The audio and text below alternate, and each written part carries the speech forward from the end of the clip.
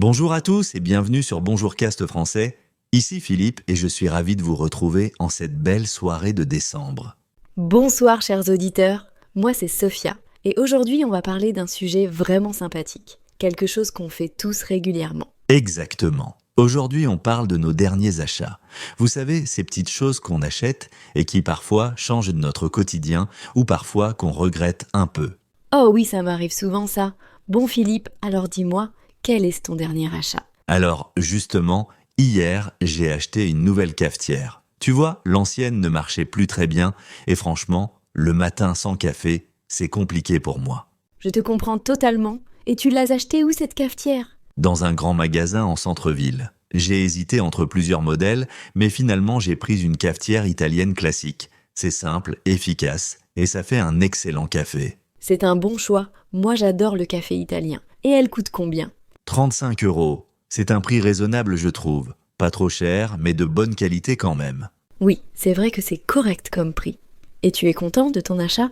Très content. Ce matin, j'ai fait mon premier café avec, et franchement, c'était délicieux. Bien meilleur qu'avec l'ancienne cafetière électrique. Super. Tu vois, c'est ça un bon achat. Quelque chose d'utile qu'on utilise tous les jours. Exactement. Et toi, Sophia, tu as acheté quelque chose récemment ? Oui, moi j'ai acheté un nouveau livre il y a quelques jours. Un roman français contemporain dont tout le monde parlait. Ah, intéressant. C'est quel livre ? C'est un roman qui se passe à Paris, avec une histoire d'amitié entre deux femmes. Je ne veux pas trop en dire pour ne pas spoiler. Et tu l'as acheté dans une librairie ou en ligne ? Dans une petite librairie de quartier. J'aime bien y aller le samedi après-midi. Le libraire est très sympa et donne toujours de bons conseils. C'est bien de soutenir les petites librairies. Et alors, tu l'as commencé ce livre ? Oui, j'ai déjà lu les 100 premières pages. C'est vraiment captivant. L'écriture est belle et l'histoire est touchante. Ça donne envie de le lire. Il coûte combien ? 20 €. C'est le prix normal pour un nouveau roman en France.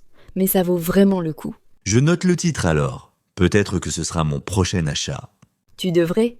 Bon, et sinon, chers auditeurs, on aimerait savoir quel est votre dernier achat. N'hésitez pas à nous le dire dans les commentaires. Oui, on adore vous lire. Alors Sophia, tu achètes souvent des livres ? Oh oui, au moins 2 ou 3 par mois. J'adore lire. C'est ma passion depuis toute petite. C'est vrai que c'est un bel investissement. Un livre, ça reste, on peut le relire, le prêter à des amis. Absolument. Et toi, Philippe, à part la cafetière, tu as fait d'autres achats ces derniers temps ? Oui, la semaine dernière, j'ai acheté des nouvelles chaussures de sport. Les anciennes étaient vraiment usées. Pour quelle activité sportive ? Pour la course à pied, je cours 3 fois par semaine dans le parc près de chez moi. C'est bien de faire du sport régulièrement.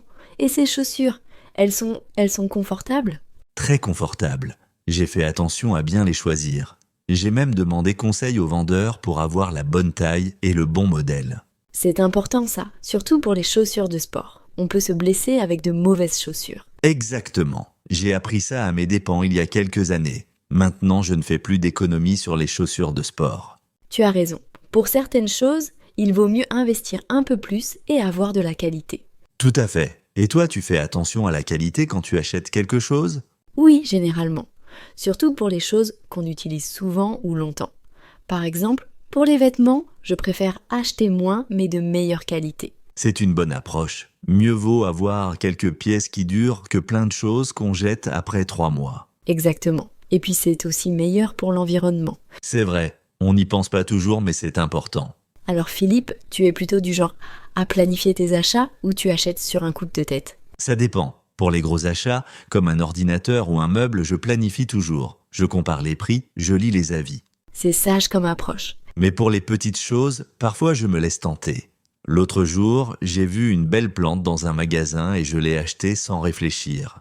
Et tu ne regrettes pas ? Non, pas du tout. Elle est maintenant dans mon salon et elle apporte vraiment de la vie à la pièce. C'est chouette. Moi aussi j'aime bien avoir des plantes chez moi. Et toi, Sophia, tu es du genre à beaucoup réfléchir avant d'acheter ? Oui, plutôt. Surtout depuis quelques années. Avant j'achetais plus impulsivement et j'ai eu quelques regrets.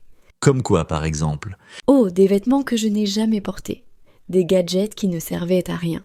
Maintenant, je me pose toujours la question. Est-ce que j'en ai vraiment besoin ? C'est une excellente question à se poser. Ça évite d'accumuler des choses inutiles. Exactement. Et puis ça fait des économies aussi. L'argent qu'on ne dépense pas en choses inutiles, on peut le garder pour de vrais projets. Tu as totalement raison. Alors, chers auditeurs, vous êtes plutôt du genre impulsif ou réfléchi quand vous faites des achats? Dites-nous ça en commentaire.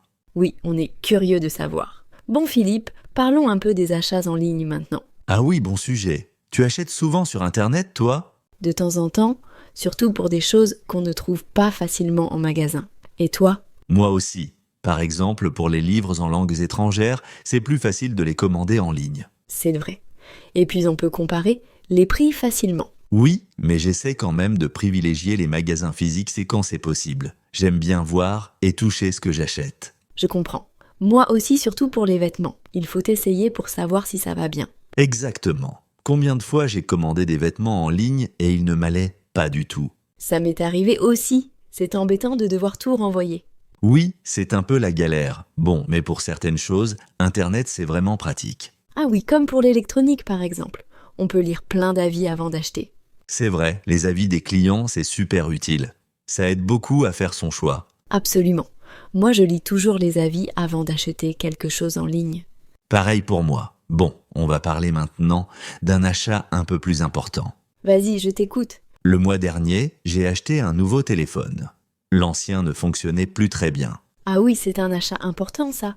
Tu l'as choisi comment? J'ai passé plusieurs jours à comparer différents modèles. J'ai regardé les caractéristiques techniques, les prix, les avis, Et tu as fait ton choix sur quels critères? principalement la qualité de l'appareil photo et la durée de la batterie. Ce sont les deux choses les plus importantes pour moi. C'est logique. Un téléphone qui n'a plus de batterie en milieu de journée, c'est vraiment problématique. Exactement. Et j'aime bien prendre des photos, donc un bon appareil photo c'était essentiel. Et tu es content de ton nouveau téléphone? Très content. Les photos sont magnifiques et la batterie tient facilement toute la journée. Super. C'était un gros budget? Oui, environ 600 €. Mais vu que je l'utilise tous les jours, je pense que c'est un bon investissement. C'est sûr. Un téléphone, on le garde généralement plusieurs années. J'espère bien garder celui-là au moins 3 ou 4 ans. C'est bien de penser comme ça. Aujourd'hui, beaucoup de gens changent de téléphone trop souvent. Oui, c'est vrai. Tant qu'il fonctionne bien, pas besoin d'en changer. Exactement. Bon, moi j'ai aussi fait un achat important récemment. Ah oui? Raconte-nous. J'ai acheté un nouveau vélo il y a 2 semaines. Oh, c'est génial ça. Pourquoi faire? Pour aller au travail. J'en avais marre de prendre le métro tous les jours. Et puis c'est bon pour la santé et pour l'environnement. C'est une excellente idée. Et tu l'as trouvé où ce vélo? Dans un magasin spécialisé. Le vendeur m'a bien conseillé pour choisir le bon modèle. C'est important d'avoir de bons conseils pour un vélo. Il y a tellement de modèles différents. Oui, c'est vrai. J'ai choisi un vélo de ville, confortable, avec un panier à l'avant. Pratique le panier pour mettre tes courses ou ton sac. Exactement. C'est vraiment pratique. Et j'ai aussi acheté un bon antivol et un casque. C'est essentiel ça, surtout l'antivol. Il y a malheureusement beaucoup de vols de vélos. Oui, je sais. J'ai pris un antivol très solide. Et pour le casque, c'est vraiment pour la sécurité. Tu as bien fait, la sécurité avant tout. Et alors, tu es contente de ton achat? Très contente. Aller au travail à vélo, c'est vraiment agréable. Je me sens beaucoup mieux depuis que j'ai commencé. Je te comprends. C'est sûrement plus agréable que le métro bondé. Oh oui, beaucoup plus. Et puis je fais du sport en même temps. C'est parfait. Bon chers auditeurs, et vous, quel était votre dernier gros achat? Un téléphone? Un ordinateur? Un vélo? Racontez-nous en commentaire. Oui, on adore vous lire. Bon Philippe, on arrive vers la fin de notre conversation. Un dernier mot sur les achats? Oui, je dirais qu'il faut toujours réfléchir avant d'acheter. Se demander si on en a vraiment besoin, si c'est dans notre budget. Excellent conseil. Et aussi, privilégier la qualité plutôt que la quantité. Exactement. Et ne pas hésiter à prendre son temps pour comparer et faire le bon choix. Tout à fait. Un achat bien réfléchi, c'est un achat dont on est content longtemps. Parfaitement dit Sophia. Bon, je crois qu'on a fait le tour du sujet. Oui, je pense aussi. Alors, chers auditeurs, merci de nous avoir écoutés aujourd'hui. N'oubliez pas de nous dire en commentaire quel était votre dernier achat. On a vraiment hâte de vous lire. Et si vous avez aimé cet épisode, n'hésitez pas à liker et à vous abonner à la chaîne Bonjour Cast Français. Ça nous aide énormément et ça nous motive à créer de nouveaux contenus pour vous. Exactement. Et si vous avez des suggestions de sujets pour les prochains épisodes, dites-nous en commentaire. Oui, on adore avoir vos idées. Bon, on se retrouve très bientôt pour un nouvel épisode. D'ici là, continuez à pratiquer votre français et surtout, prenez soin de vous. Bonne soirée à tous et à très bientôt sur Bonjour Cast Français. Bonne soirée et à bientôt. Bilinsugi.